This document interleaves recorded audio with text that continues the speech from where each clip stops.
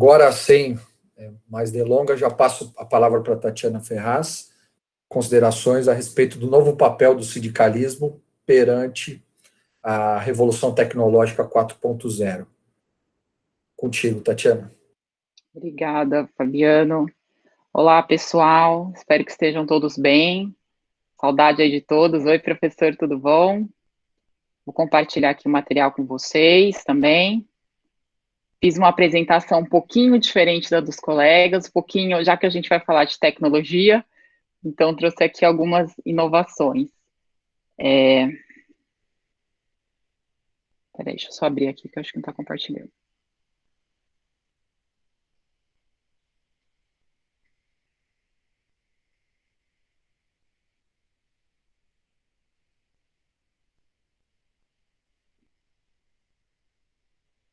Vocês estão vendo a apresentação? Sim. Tá bom. Vou colocar aqui no modo de apresentar. Pronto, então vamos lá, pessoal. Bom, quando a gente fala, então, desse papel do sindicalismo, né, na Revolução Industrial 4.0, que é o papel aqui que me coube, né, falar um pouquinho sobre essa indústria, que é algo que eu gosto tanto desse tema de tecnologias, enfim, do trabalho nessa era da uberização.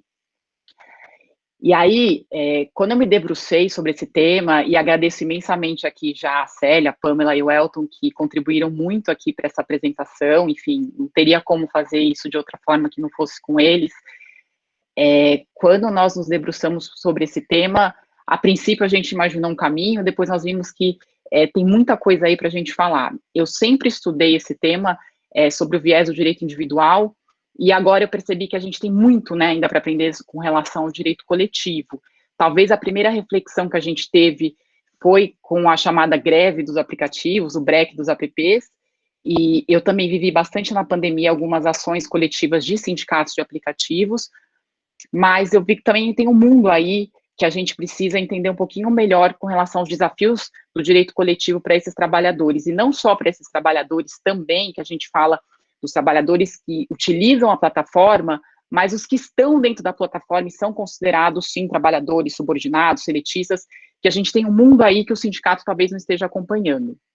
Então, o que eu posso falar para vocês é que imaginar o direito coletivo é uma tarefa talvez que seja mais árdua do que imaginar o direito do trabalho na era da uberização. Até mesmo porque a gente sabe que nosso trabalho ele passou por diversas revoluções, aqui o pessoal que fala um pouquinho do direito individual tratou desse tema, então não vou entrar nessa esfera, mas a gente sabe que o nosso trabalho passou por muitas transformações aí, desde a era da pré-revolução industrial até o nosso caminho da revolução industrial. Eu gosto muito dessa imagem do Chaplin, eu usei essa analogia que o Supiô faz com relação ao filme do Tempos Modernos, porque eu acho que é algo fantástico, ele retrata muito como o trabalho mudou, né, como o trabalhador, ele deixou de ser essa peça desprovida, né, para se tornar um ser pensante, e muitas vezes até superior ao próprio chefe dele, até, então hoje a gente tem uma subordinação até às avessas que a gente fala. E além da subordinação, né, da gente ter esse trabalhador hipersuficiente, a gente tem outras formas de trabalho. E além de outras formas de trabalho, a gente tem formas de trabalho que eram já conhecidas, mas que estão com outra roupagem, como é o que acontece hoje com os motoristas. Então, quando a gente pensa, e aí já entrando um pouquinho no tema que eu vou falar para vocês, da economia compartilhada, qual que foi a ideia da quarta revolução industrial? Por que a gente chama essa nossa época hoje de quarta revolução industrial, então? Aí eu vou até trazer os dizeres aqui do nosso professor, do Nelson Morriche. Ele fala que a indústria 4.0, ela se caracteriza pela integração e controle da produção, por meio de uso de sensores e equipamentos conectados em redes, com pouco ou nenhuma intervenção humana. Então, a gente teve, antes da quarta revolução industrial, que é a revolução industrial que estamos hoje vivendo, porque ela é chamada dessa forma em função, principalmente, da inteligência artificial, nós tivemos 3 revoluções industriais anteriores. A primeira, quando a força humana foi substituída por uma força mecânica, depois com relação à inserção da eletricidade, e a terceira revolução já com a internet, enfim, os computadores.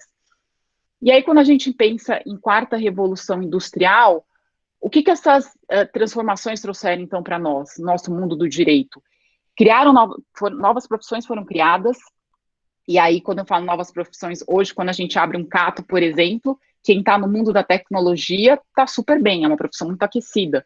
Então, hoje eu até falo para meus alunos, terminem a faculdade e vão fazer uma faculdade de TI, porque hoje quem trabalha, né, com Legal Tech, com Law Tech, são profissionais que vão ser, certamente, aí os profissionais do futuro. Então, quando a gente pensa em tecnologia, novas profissões foram criadas, outras profissões deixaram de existir, e profissões que a gente já conhecia, elas ganharam uma nova roupagem. E essa nova roupagem, por exemplo, como eu estava falando para vocês, é o caso da ideia disruptiva que a gente fala, o modelo da quarta evolução industrial, que é a uberização, que é um termo que eu particularmente não gosto, acho pejorativo, acho que já dá uma ideia de negativa com relação ao movimento, né, trazido por essa plataforma, mas o fato é que quando a gente pensa em uberização, a ideia que o criador do Uber teve foi simples, eu preciso de um carro, eu não consigo pedir, né, quando a gente colocava a mãozinha lá e se matava para pedir, quem já pediu táxi em Nova York sabe como é que é, você se mata lá para conseguir um táxi, aqui também era assim em São Paulo, poxa, por que não eu pedir com o meu celular, que eu faço praticamente tudo? Então, essa foi a ideia que ele teve. E, a partir disso, o mundo, né, teve outras ideias disruptivas, a gente tem todos os dias novas startups surgindo com esses conceitos aí, que até então, toda vez que um cliente fala comigo, eu falo, meu Deus, como alguém não pensou nisso antes? Porque era algo que estava na nossa frente, mas que ninguém pensou, né? E tudo isso atrelado ao uso da tecnologia. E aí, com isso, então, a gente vem e entra na gig economy. O que é a gig economy? É um arranjo alternativo de emprego, uma nova forma de trabalho que é baseada em pessoas com empregos de trabalho sob demanda, economia colaborativa, on demand, né? Basicamente é isso. A gente tem várias plataformas, no Brasil, as mais conhecidas, sem dúvida, Uber, Airbnb, iFood, Log, Loft, 99, essas são as mais conhecidas aqui no Brasil, mas o fato é que a gig economy ela foi pulverizada pela tecnologia e pela popularização dos smartphones. E mais do que isso, né, se a gente parar para pensar, quando a gente fala em plataformas, a gente tem muitas plataformas aí, a gente tem associação já, né, das plataformas aqui no Brasil, que é uma associação que conta com muitas empresas, e uma pesquisa feita no estado de São Paulo em 2019 demonstrou que 5,5 milhões de trabalhadores estão cadastrados em plataformas, ou seja, se utilizam delas, seja para uma fonte de renda própria ou para a economia chamada do bico, né, para uma fonte de renda auxiliar. E aí, quando nós pensamos no direito coletivo, então eu fiz algumas breves considerações aqui para vocês, mas quando a gente pensa em tudo isso no plano do direito coletivo, quais são as implicações, quais são as questões que a gente tem para enfrentar no direito coletivo? Bom, o que eu falo para vocês é o seguinte, em primeiro lugar, a gente tem que pensar, será que esses trabalhadores da gig economy, eles formam o conceito de uma categoria? E aí, quando a gente pensa em categoria, né, a gente tem os conceitos que a gente aprende na faculdade, depois que a gente se debruça na pós-graduação, mas será que esses trabalhadores, eles podem formar o que a gente estudou como categoria, ou será que há uma similitude de interesse entre eles? Será que essas condições de vida são próximas? E mais do que isso, como é que eu defino qual que vai ser, então, o conceito? Porque a gente está falando aqui em categoria profissional, mas como eu consigo pensar numa categoria econômica? Lembrando que ela que vai definir, ela que vai dar o start na categoria profissional. Então, primeiro o conceito que a gente tem, né, quando a gente fala em categoria profissional, lá da CLT, similitude de condições de vida. Será que entre esses trabalhadores de plataforma a gente tem isso? E aqui o caso que nós separamos para vocês, né, que o nosso subgrupo separou, a gente vai tratar especificamente dos sindicatos de motoristas de aplicativos, né? A gente não escolheu os sindicatos dos entregadores, porque os sindicatos dos entregadores, na verdade, estaria atrelado ao sindicato dos motofretistas. Então, quando a gente pensa no sindicato, por exemplo, dos motoristas de aplicativos, será que realmente a gente pode chamar isso de um sindicato? Será que eles formam uma categoria profissional? E aí, se eu penso que eles formam uma categoria profissional, eu não posso deixar de enfrentar a questão do direito individual, porque o conceito que a gente tem de categoria profissional são empregados, né? Então, será que essas pessoas, eu preciso enfrentar essa questão, se eu estou trabalhando com um trabalhador não subordinado ou se eu estou diante do empregado. E hoje o cenário que a gente tem aqui no Brasil é que a gente trabalha com essa dicotomia. Portanto, se eles são considerados autônomos, eu já esbarro no primeiro requisito. Eu não consigo formar uma categoria. Eu posso formar, sim, uma associação, mas não uma categoria profissional. Aí a gente poderia pensar, bom, e por que não eles formarem, então, uma categoria profissional diferenciada? Mas aí eu pergunto para vocês, para a gente pensar uma categoria diferenciada, eu precisaria pensar numa categoria, numa entidade principal. O que eu posso pensar? O que diferencia, por exemplo, o motorista de um aplicativo para o motorista de táxi? Será até mesmo porque a gente tem aplicativos que permitem, plataformas que permitem que o motorista de táxi ele utilize a plataforma. Ele pode dirigir tanto utilizando o sistema do táxi, né, a bandeira, como ele pode utilizar a plataforma. O que diferencia o motorista, então, do Uber, do motorista, do taxista que utiliza a 99, por exemplo, como motorista para os seus ganhos? Será que eu poderia chamar ele de categoria diferenciada? Será que eles têm condições de vida singulares, pensando com relação aos motoristas, com relação aos taxistas? E aí, o que a gente tem hoje, como eu falei para vocês, realmente esse segundo cenário. Então, no Brasil, se você não é empregado, você vai ser autônomo. E sendo autônomo, portanto, a gente vai cair pensando que o nosso ordenamento, ele trata, né, os autônomos, a gente tem, inclusive, aqui em São Paulo, o Sindicatão, que é o sindicato das empresas, de assessoramento e tal, e a gente tem uma categoria específica para os autônomos. Então, por exemplo, quem tem escritório de advocacia, nós temos os empregados das sociedades de advogados, eles estão enquadrados ali no Sindicatão. E nós estamos enquadrados como agentes autônomos do comércio.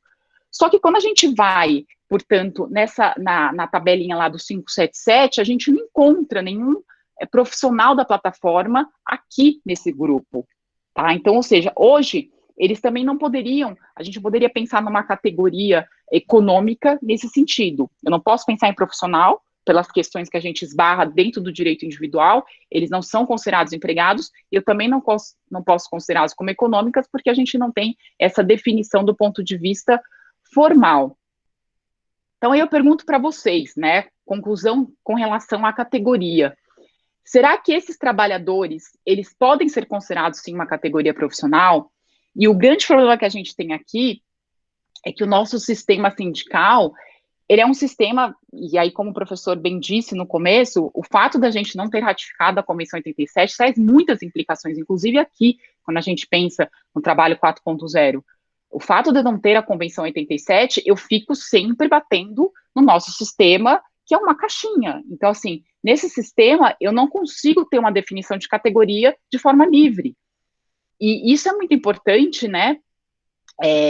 O ministro Almir Pazianotto, no congresso da Academia de Direito do Trabalho, esse ano, ele falou que quando a gente estuda o direito coletivo, a gente tem que sempre ir para o histórico, e é isso que a gente sempre fala para os nossos alunos, né? Quando você começa qualquer coisa, você tem que entender o histórico, isso é muito importante no direito do trabalho.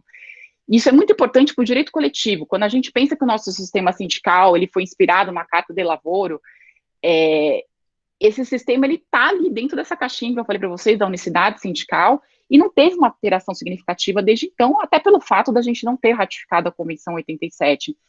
E depois de muitos sindicatos terem surgido, né, o STF editou a súmula 677, exigindo, então, né, falando que, exigindo não, mas, enfim, determinando que cabe ao Ministério hoje da Economia o controle do registro das entidades sindicais.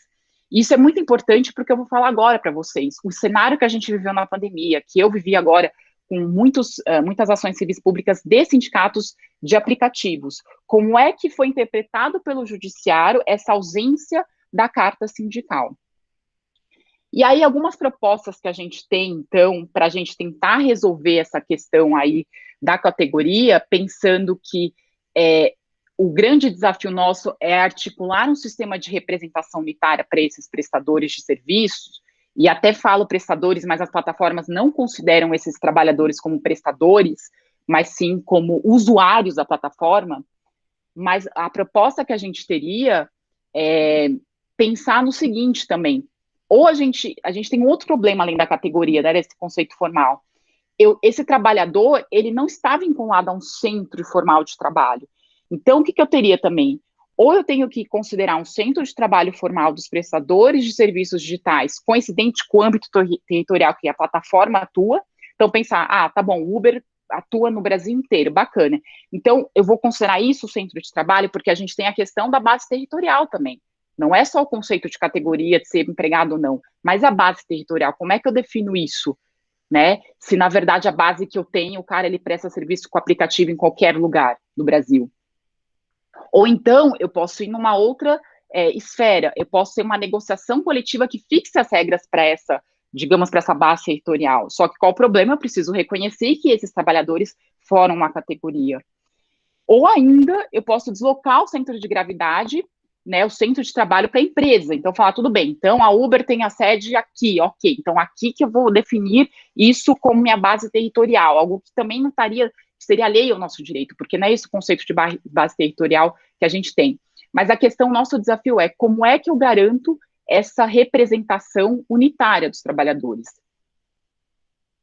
Então, aí o que eu trago para vocês é que qual o panorama atual dos sindicatos dos motoristas de aplicativos? Como eu falei para vocês, a gente trouxe como exemplo aqui os sindicatos motoristas, porque realmente é um sindicato que não está no conceito que a gente entende de categoria. E a Pamela fez uma pesquisa muito bacana aqui, ela estudou todos os estados que nós temos, aqui eu coloquei só os estados que realmente têm sindicato ou associação de motoristas, e ela verificou que nenhum sindicato teve o deferimento de um registro de carta sindical.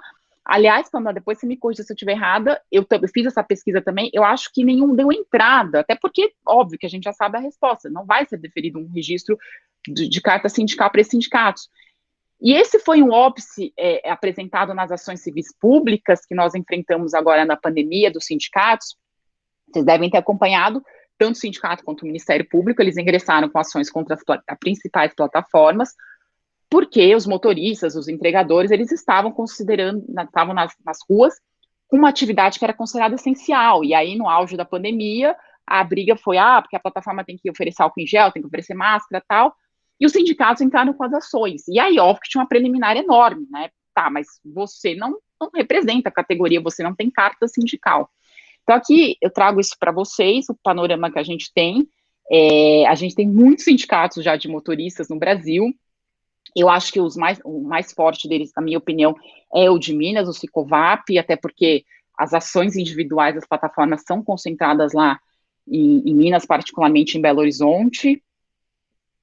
Aqui também a gente tem, Rio de Janeiro a gente não tem, São Paulo nós temos também, e eu vou falar um pouquinho para vocês o que está, então, no estatuto, como esses sindicatos se apresentam, né?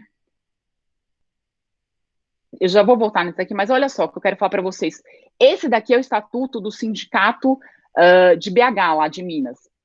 Então, ele fala que entende-se por condutores de veículos que utilizam aplicativos, os motoristas veiculares que utilizam aplicativos para fins do seu trabalho, aplicativos que estão disponíveis em lojas virtuais dos sistemas operacionais existentes e que podem ser utilizados por meio de aparelhos celulares, tablets, notebooks, computadores e equipamentos com essas características. Até assim, é bem simplória a definição. Se você parar a pensar, a definição é um pouquinho diferente quando a gente pensa em termos técnicos de tecnologia. Mas, enfim, talvez eles tenham feito isso para considerar uma coisa mais abrangente. Mas só para vocês verem também, o sindicato em São Paulo, o edital dele de criação é mais genérico ainda. Ele fala, olha, convoco todos os trabalhadores membros pertencentes à categoria profissional autônoma de trabalhadores com aplicativos de transporte. Tá, ok, aí o céu é o limite, porque não está falando só do motorista. Aí a gente vai para a Bahia, ele fala que vai representar motoristas de aplicativos, condutores de cooperativas, e ele fala expressamente que a representatividade dele é dos motoristas parceiros da Uber, né? Então ele coloca até o nome do Uber lá, e de mais empresas de tecnologia que oferecem o serviço de transporte privado. E aí ele fala que a luta dele é apresentar um projeto de lei que propõe a regulamentação dos direitos. Então, só para vocês entenderem, né, como que esses sindicatos, como eles se vendem, né, eu até conversei com o advogado desse sindicato, mas ele não quis abrir, eu perguntei quantos membros eles tinham, enfim, mas ele não quis abrir. O que eu sei, por exemplo, é que eles tiveram, não sei se vocês acompanharam, eles perderam aqui uma ação em São Paulo, uma ação civil pública, foram condenados a salvo engano, acho que 1,5 milhão de honorários para pagar para o escritório, não foi o meu, infelizmente, mas eles foram condenados a honorários de 1,5 milhão, e eles apresentaram o extrato lá para justificar a justiça gratuita, e acho que tinha R$ 30 lá na conta do sindicato, enfim. Né, se a gente sabe, se o sindicato não se sustenta quando é um sindicato legitimado, imagina um sindicato de condutores de veículos. Mas aí a questão que eu coloco para vocês é realmente o registro sindical, como é que a gente resolveria isso, então, né? Porque eles não têm esse registro sindical, isso é algo que foi enfrentado, então, agora na pandemia, vou trazer um pouquinho para vocês, porque é uma questão formal, então eles não conseguem pelo fato de a gente não conseguir definir isso como uma categoria. Então, aqui, olha, só na prática, para vocês saberem como que o judiciário acolheu isso. Então, aqui é uma ação de BH, aqui foi acolhida preliminar na primeira instância, mas foi mantida. Na segunda instância, eles acabaram desistindo do recurso. Na primeira instância, na ACP, então, houve o acolhimento da preliminar de carência de ação. Então, aí o juiz colocou, olha, não demonstra o sindicato ser o legítimo representante da categoria, com a apresentação de carta sindical, fala que, embora ele tenha como atribuição a defesa dos interesses da categoria, ele precisa ter essa condição de sindicato, e aí ele até coloca, né, dá uma alfinetada ali, provavelmente é um juiz que entenda, aliás, esse juiz entende pela ausência de vínculo. Em segundo lugar, porque ainda que o autor detivesse o registro, a controvérsia sobre a natureza da relação, ou seja, se é uma relação de emprego ou não. Aí, essa ação aqui, salvo engano, essa ação foi da Cabify aqui em São Paulo, acho, foi agora, aqui foi superado a questão do registro sindical, ou seja, ok, vamos seguir em frente, foi rejeitado, o sindicato ator se diz legitimado para substituir os motoristas cadastrados, o registro sindical junto ao Ministério do Trabalho é só uma medida de cunho administrativo, né, nada mais, é insuficiente para deslegitimar a real existência do sindicato. Então, para que serve a carta sindical? Basicamente foi isso que o juiz consignou, né? E aí fala, olha, ele juntou estatuto, aprovação, tá tudo perfeito, então isso é mera formalidade, vamos embora, tá? E aqui, óbvio que a ação foi julgada procedente, né? Porque essa ação foi superada essa preliminar e no mérito também não teve um desfecho diferente. Então, vocês viram que a gente tem uma questão aqui no Brasil que, do aspecto formal, os sindicatos existem, estão em peso, a gente não tem registro sindical para eles, não tem a carta sindical, desculpa, para eles, mas o judiciário flexibilizou. Eu vi uma ação, mas eu confesso que eu não foram tantas ações civis públicas, mas eu vi uma que o juiz colocou alguma coisa falando, olha, tendo em vista a situação da pandemia, esse aspecto seria superado, eu até achei um pouco absurdo, mas tinha alguma coisa nesse sentido. E aí, então, que a gente tem essa flexibilização, não sei se isso vai ser consolidado numa ação posterior, ao momento que não seja esse, talvez, desse apego tão emocional que a gente está por causa da pandemia. Vamos ver as cenas dos próximos capítulos. E aí, no direito comparado, vocês também devem ter acompanhado, o Uber até falou em algum movimento de criar sindicatos com os empregados, com os trabalhadores, as plataformas. Claro que lá a gente tem um direito sindical completamente diferente, mas isso também não foi para frente. Eu encontrei aqui digamos, essa associação aqui de Uber e Lyft, que é aqui o que eles querem, na verdade, é criar um trabalho digno, enfim, tem uma boa adesão pelo que eu vi aí no site deles, nos Estados Unidos. Pamela também encontrou isso daqui, que aqui é uma instituição, né, uma aliança internacional dos aplicativos de transporte, dos trabalhadores em aplicativos de transporte. Tem vários países que são associados, Chile, Argentina, Uruguai, Brasil, como vocês podem imaginar, não é. E aí, gente, já caminhando, né, para a segunda questão que a gente tem, se a gente fala de um lado, então, como é que é? Ele não é um conceito de categoria, né? A gente esbarra em aspectos formais, até em função da não ratificação da Convenção 87.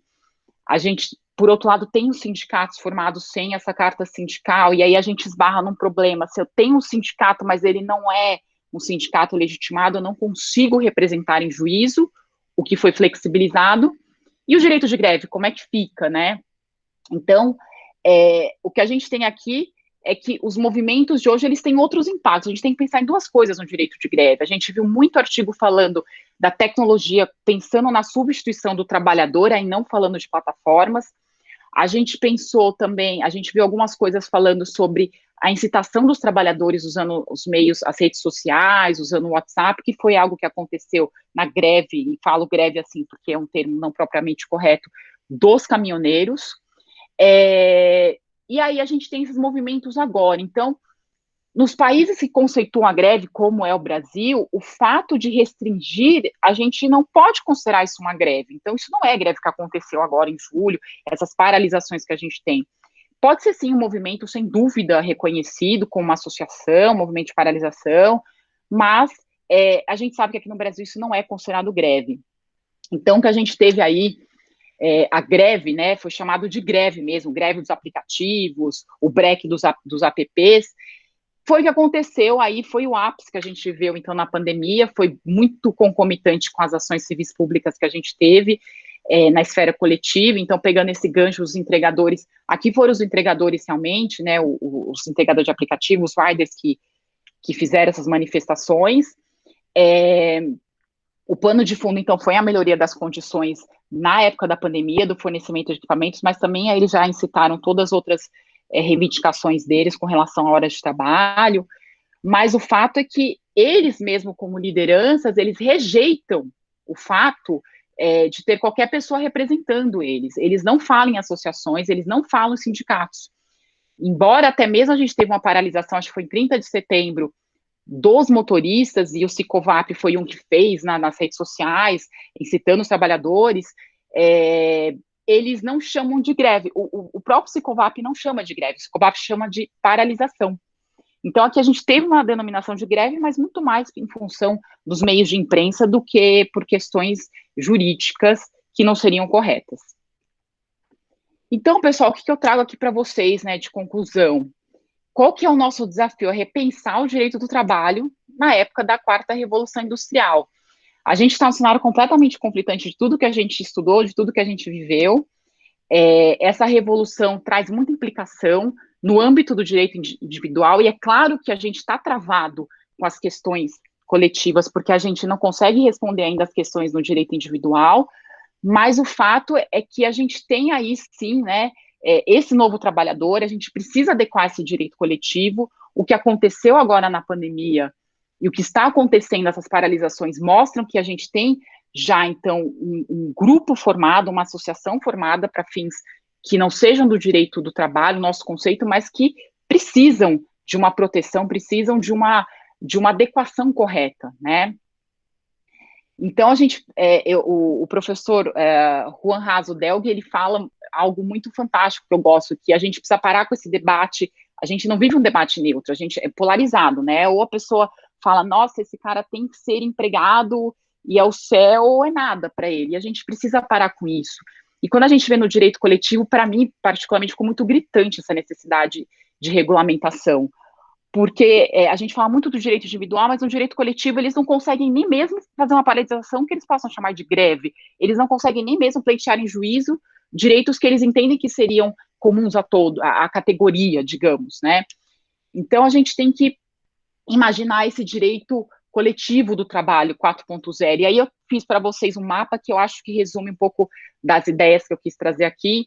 Então, nesse direito coletivo 4.0, será que esses trabalhadores dos aplicativos formam uma categoria? E aí a gente esbarra, se são subordinados, sim, ok, mas mesmo sendo subordinados, a Rodrigues tem um artigo que fala que a gente teria que ressignificar esse direito do trabalho. Eu adorei essa terminologia, ressignificação do direito do trabalho, que significaria a gente interpretar esse direito do trabalho coletivo para esses trabalhadores das plataformas, considerando o princípio da primazia da realidade e razoabilidade, ou seja, indo para a questão principiológica e saindo dos nossos aspectos formais. Se eles são considerados autônomos, portanto, não, mas será que eles não têm uma comunhão de interesses? E aí a gente fica naquela questão, eu preciso do marco normativo para resolver essa questão. Por outro lado, com relação à representação sindical, a gente tem a questão do problema da categoria, da carta sindical, mas a gente está vendo que existem sim os sindicatos, e eu fico nessa questão do direito de greve, que eles estão, as paralisações ocorrem, mas eu não posso chamar isso de greve. A gente tem uma outra questão muito importante, né, que é o isolamento desses trabalhadores das plataformas. Eles estão em centros de trabalhos distintos das empresas. As próprias plataformas, a gente tem uma questão, né, as plataformas, elas não se definem como empresas de transporte, nenhuma startup, nenhuma empresa de tecnologia, o cara fala, né, então o cliente fala para mim, eu vou vender bola de gude, eu falo, legal, então o seu sindicato é esse. Fala, não, mas eu vou vender bola de gude por um aplicativo, eu quero ir para o sindicato das empresas de tecnologia. Por que todo mundo quer ficar no sindicato da empresa de tecnologia? Você tem 1 milhão de empresas que fazem coisas distintas, mas estão todas lá, porque elas se vendem como empresas de tecnologia. E aí eu crio esses centros de trabalho distintos, e muitos doutrinadores estão estudando a questão dos trabalhadores em plataformas sob a ótica do direito do trabalho à distância, justamente por isso, porque é um trabalhador que está isolado.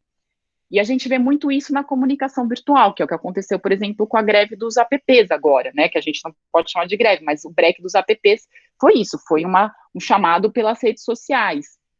Então, e aí uma outra questão que eu quero trazer para vocês é com relação, para finalizar, que tudo isso que a gente está falando desses trabalhadores, também tem uma outra questão que a gente tem que se debruçar. Eu tive semana passada com o pessoal do SINDPD, que é o sindicato da maior parte das plataformas, e eles estavam falando dos serviços deles, o que eles oferecem para ter adesão dos empregados de uma startup. E aí eles começaram a bombardear a pessoa, o diretor. Mas é absurdo eu ter que levar uma carta de oposição se eu não aceitar pelo DocSign, porque eu faço tudo na minha empresa com assinatura eletrônica, vocês não conseguem ajudar, vocês entendem que a nossa realidade é diferente, como é que hoje o sindicato não se sustenta para a nossa juventude, ele não fala juventude, para a nossa geração, foi isso, que é a geração Y. Quando ele falou isso, me deu um clique, que eu falei, nossa, a gente precisa pensar que hoje a gente tem esse modelo de trabalho do Google aí em muitas empresas, né, as empresas querem ser cool, então você vai trabalhar de shorts, você vai trabalhar, isso que é o atrativo dessa geração, e como que o sindicato acompanha isso? Eu fiquei até com um pouco de pena do diretor, eu falei, nossa, como que o sindicato acompanha, um sindicato que é de tecnologia, que é para essas empresas, como que ele acompanha essa geração, que é a geração do direito coletivo do trabalho 4.0, não é só a geração dos trabalhadores não subordinados, mas os subordinados também. Então, esse é o desafio aí que o nosso subgrupo aí quis colocar para vocês, para a gente pensar um pouquinho, enfim, a respeito. Agradeço aí a atenção e o tempo de todos. Meu nome agora é Pragmácio Zavanella, parabéns, Tatiana. O Zavanella teve que sair, professor que tinha uma aula agora às 18h30. Com isso, não sei se a gente abre aí para o debate ou se a gente vai já caminhando para o encerramento, dado o adiantado da hora, professor Nelson. Mas foi muito legal, porque a gente conseguiu ver desde julgamentos do STF, passando por toda a questão da negociação coletiva e a problemática prática do dia de hoje em relação a esses trabalhadores que estão em um certo limbo, né? Ou seja, o nosso direito antigo, as nossas categorizações não conseguem alcançar essas novas relações, esses novos tipos de trabalho. Então, eu vou passar a palavra ao professor Nelson, porque eu acredito que a gente pode caminhar para o encerramento, né, professor? Não sei se alguém quer fazer alguma pergunta, de repente. Acho que uma pergunta ou duas seria interessante.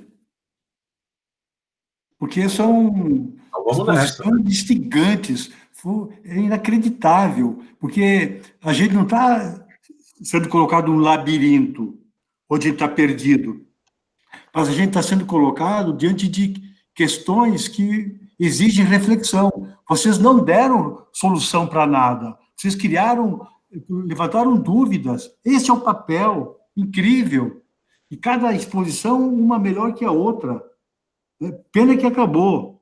Pena, porque é inacreditável como é uma usina que não tem fim.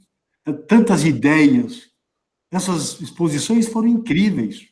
Todas elas. Agora, se ninguém quer fazer nenhuma pergunta, eu acho que tem coisas inacreditáveis. O professor, eu gostaria de fazer uma colocação. Pois não. Inclusive, nós tocamos nesse assunto no seminário da academia, que eu achava interessante colocar aqui para discussão, em relação aos trabalhadores de plataforma digital, que eles têm uma reivindicação de que eles não têm na mesa de negociação uma pessoa com quem negociar, porque as plataformas simplesmente dizem: vocês são nossos parceiros autônomos, não temos que negociar nada com vocês. Então, ficamos no impasse, né? Porque as empresas não esperaram a regulamentação, elas atuaram, criaram fato consumado naquela linha do direito vivo de Ehrlich e começaram a trabalhar. O Estado, a sociedade que teve que se conformar com isso. Mas hoje a gente tem esse problema, né? Esse conflito social que você não tem com quem negociar. As associações dos sindicatos não têm com quem negociar. Então, Marcelo, eu não vou responder, a Tatiana que vai responder, é evidente, mas vou dizer para você o seguinte, é que nós estamos partindo do pressuposto de que a plataforma é uma empresa como qualquer outra que vai sentar na mesa para negociar. Mas não é isso. Então, eu preciso, antes, responder uma outra questão. Quem são as empresas de plataforma? Quem é o empregador? Existe o empregador do outro lado? Qual é a diferença agora? O que está acontecendo? E quem são os trabalhadores? Então, são duas questões que eu não consegui resolver ainda. Se eu não consigo resolver essas duas questões, eu não consigo avançar. Esse é o ponto. Porque eu não consigo colocar no meu debate uma questão sem mostrar as diferenças específicas. Esse é o ponto. Professor, sabe qual a questão? Nós passamos muito tempo discutindo se existe relação de emprego ou não existe relação de emprego, mas estamos diante de um fato social que precisa de regulamentação. Em Bolonha, por exemplo, sentou-se à mesa o prefeito da cidade, as plataformas de entrega de alimento, o sindicato, e criaram uma carta, né? São figuras diferenciadas, não são os antigos empregados e empregadores. Não é aquele antigo Ministério do Trabalho que diz qual é a categoria, qual não é a categoria. Acho que a gente tem que pensar de uma nova forma. Né? Mas, Marcelo, Antônio Carlos, você disse tudo agora. O que você está falando é uma concertação social que foi feita ali praticamente. Quer dizer, é isso que precisa estar aberto, não simplesmente você ficar imaginando um acordo sindical nos moldes que a gente sempre aprendeu. Você vê que a própria Tatiana, quando fez a apresentação dela, teve dificuldade de até definir o que é categoria, porque a coisa mudou, a gente não sabe nem mais o que é categoria mesmo. E eu acho que tem que pensar de modo mais aberto, e o sindicato com essa visão até mais como um coletivo social, nesse caso das plataformas, do que aquele mindset de sindicato dos anos 30, entendeu?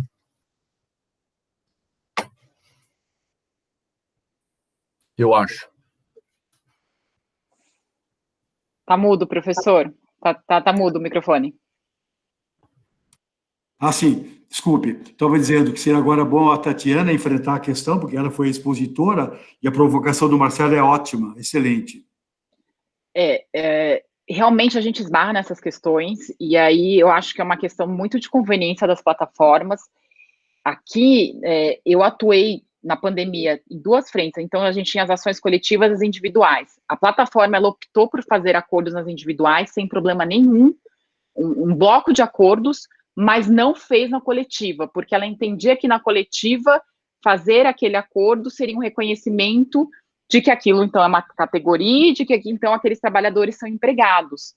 E é muito além disso, né? Então, eu vejo que se num contexto da pandemia, de proteção à saúde, uma plataforma não conseguiu sentar na mesa para negociar, eu não imagino que em outro contexto eles fariam, a não ser que fossem realmente obrigados por lei. Posso fazer uma observação? Eu estava ouvindo atentamente o que a Tatiana disse, e eu pensei o seguinte: no nosso modelo sindical, as centrais foram incorporadas a partir de 2008. E as centrais, elas não seguem essa lógica da categoria e tal.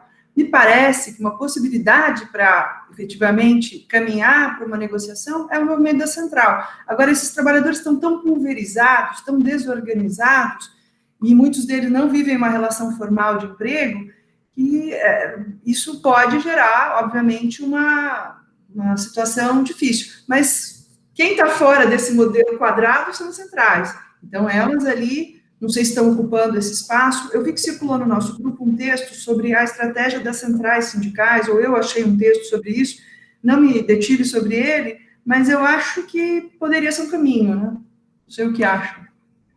De qualquer maneira, eu penso que, como o Marcelo estava colocando, o Estado tem que regulamentar. Eu tenho um pouco de receio disso, porque toda vez que nós regulamentamos, nós engessamos. Eu tenho a impressão, e aí talvez o que o Antônio Carlos falou de concertação social, seria talvez uma saída diferente. Né? Nós temos que encontrar uma saída para isso, porque quando eu apelo para uma solução tradicional, eu não vou resolver uma situação nova. É uma situação completamente diferente essa. Então, eu acho que nós podemos pensar muito, e para o semestre que vem, para o ano que vem, nós temos aí desafios enormes, como eu estava falando no começo do nosso encontro de hoje. Quanta coisa nós vamos ter que refletir. Aí está uma das propostas, talvez. Não estou excluindo o Estado, por favor, mas estou dizendo, eu acho que simplesmente entregar no colo do Estado é uma saída cômoda e certamente não vai resolver a questão. Nós temos que encontrar uma saída para isso. E a saída para isso, né, é uma saída diferente daquele modelo que nós estamos acostumados a encontrar. Bom, evidente, eu acho que a provocação do Marcelo foi excelente, não tenho uma resposta para isso, conversamos um pouco. Alguém quer mais fazer alguma provocação ainda? Alguma questão? Eu ia falar, doutor Nelson, Mário. Mário, como é que você está? Tudo bem? Tudo bem. Estamos ansiosos por ouvir você no próximo encontro. Nosso próximo. A gente tem debatido muito essa questão aqui em Brasília, junto com o pessoal vamos dizer assim, o pessoal da organização, né, da fiscalização do trabalho, da CIT, e tem muitas demandas que chegam para reconhecimento, né, de categorias e expedição da carta sindical dessas organizações de trabalhadores de aplicativos, né? Muitos deles não são deferidos porque, como eu falei até aí no texto, na mensagem, a CLT é uma caixinha e esse modelo não é permeável a ela, né, hoje. Eu tenho pensado muito nessa questão da concertação social, talvez não o Estado intervir diretamente criando uma norma jurídica, criando uma lei que estabeleça e coloque essas categorias dentro da relação de emprego tradicional como a gente conhece, né? E deixar isso,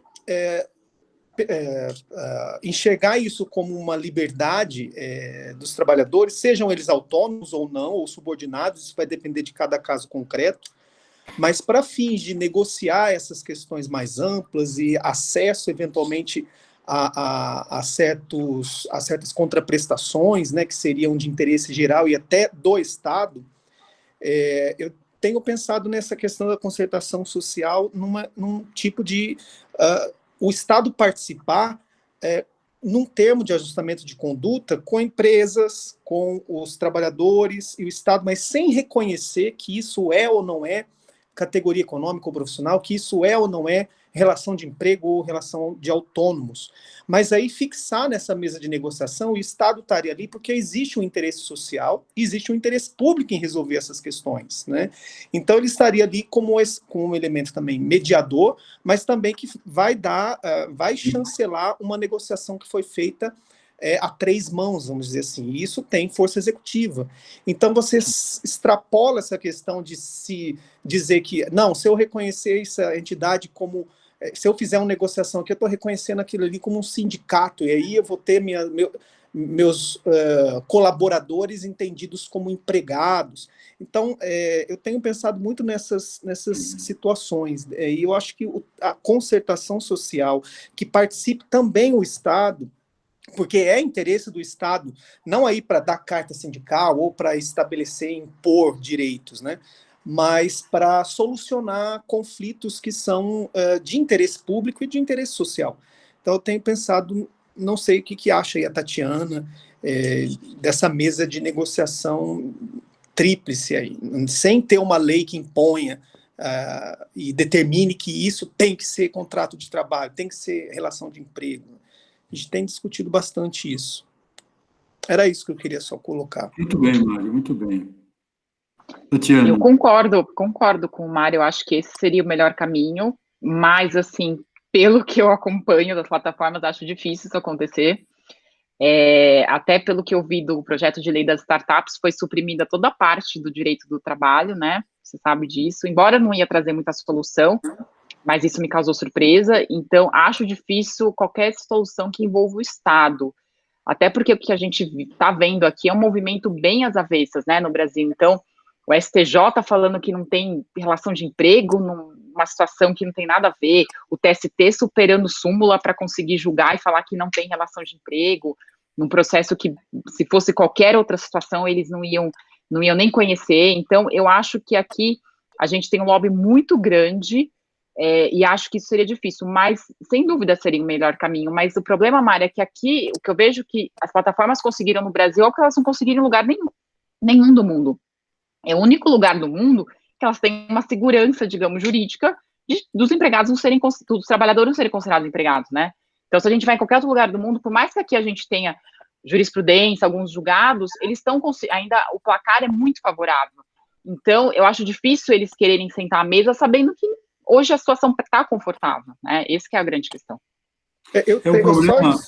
O problema, Mário, da concertação social são os efeitos jurídicos, que não vinculam, que não impõem obrigação, são compromissos de ordem moral para atravessar uma situação complexa, difícil, onde há um compromisso das partes de avançarem, mas não vincula no sentido de pôr uma obrigação que vai ter uma exigibilidade ou um compromisso a ser cobrado em juízo. É diferente, eu acho que nós teríamos que não usar a expressão, então, concertação social. É uma outra saída diferente.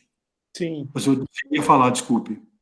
Não, era isso, é que a concertação social realmente não caberia aqui no conceito dela, porque a proposta que eu tenho estudado seria envolver o Estado, porque o Estado já está envolvido, viu, Tatiana, pelo judiciário. Eles impõem, né? É o judiciário impondo, decidindo de uma forma imposta às partes. E da forma que eu proponho, seria mais ou menos a semelhança, uma analogia com aqueles TACs. Claro, não é um TAC que você vai ajustar a conduta, não tem nenhuma lei que determine qual é a conduta a ser ajustada, mas é uma semelhança em que participa o Estado. Por que o Estado? Porque existe aí um interesse social e público em resolver determinadas contendas, né? E estender ou não determinadas contraprestações, alguns direitos a determinadas categorias, sejam ou não emprego ou trabalho autônomo, né? Então, seria um modelo diferenciado, diferente de tudo, né? Partindo da ideia da concertação social, mas trazendo esse elemento de ser algo que seja mediado, que seja negociado, mas o Estado junto e que tenha valor executivo, que isso possa ser executado. Porque do modo como está, você acaba deixando que o Estado defina de uma forma imposta pelo Poder Judiciário. E muitas vezes o Poder Judiciário manda... vou dar um exemplo prático. Manda você analisar uma carta, um pedido de reconhecimento de carta, expedição de carta sindical, registro sindical, e se não analisar, o judiciário defere. Isso você passa na frente de outros eventuais pedidos administrativos que não foram analisados por falta de lei, a míngua, né, de poder você... Então, já existe o Estado impondo aí. Né? Então, o modelo que eu proponho é o Estado participar nesse campo mais negocial, fora dos links do direito do trabalho, né? Perfeito.